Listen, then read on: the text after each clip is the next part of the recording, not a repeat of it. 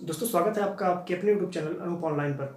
तो आज की इस वीडियो में हम लोग बात करने वाले हैं कि लुसेंट बुक को आप कैसे बहुत ही कम समय पर बहुत ही आसानी से पढ़ सकते हैं और न केवल पढ़ सकते हैं बल्कि उसको अच्छे से याद भी कर सकते हैं।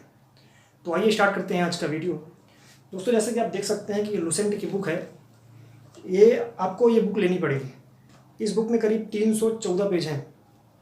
तो अगर आप मान लेते हैं 14 पेज में फालतू की चीज़ दिया रहता है, तो अगर आप 300 पेज की अगर बुक है तो उसको अगर आप पर डे 15 पेज भी पढ़ते हैं तो आपको 300 पेज पढ़ने में मुश्किल से 20 दिन भी नहीं लगेगा।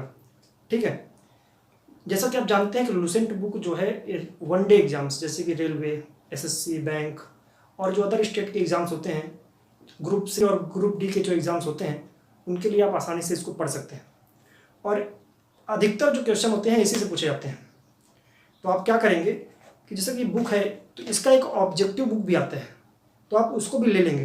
तो क्या है ना, जैसे कि मान लीजिए इसमें जो टॉपिक दिए हैं, प्राचीन भारत, मध्यकालीन भारत, आधुनिक भारत, विश्व इतिहास, उसके बाद भूगोल दिया है, भारत का भूगोल, भारतीय अर्थव्यवस्था, भारतीय संविधान, भौतिक विज्ञान, और इसमें दिया है रसायन विज्ञान, जीव विज्ञान, विज्ञान एवं प्रौद्योगिकी, विविध खेलकूद और कंप्यूटर।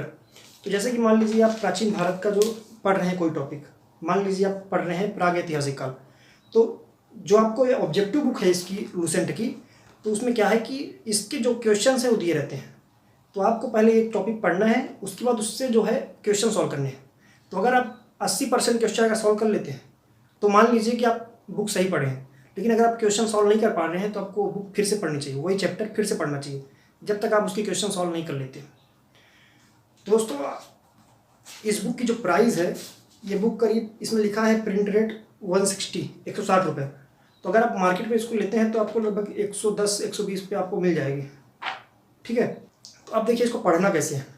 तो जैसे कि आप देख लीजिए, पहले प्राचीन भारत है, मध्यकालीन भारत है, आधुनिक भारत है, फिर विश्व इतिहास है, फिर भूगोल, भारत का भूगोल, भारतीय अर्थव्यवस्था, भारतीय संविधान और भौतिक विज्ञान। ठीक है, तो देखिए जैसे कि मान लीजिए आप पढ़ रहे हैं प्राचीन भारत का कोई टॉपिक, प्राचीन भारतीय इतिहास के स्रोत, तो आप एक टॉपिक यहाँ से उठा लीजिए, एक टॉपिक मध्यकालीन भारत से उठा लीजिए, एक टॉपिक आधुनिक भारत से उठा लीजिए, एक टॉपिक विश्व इतिहास से उठा लीजिए।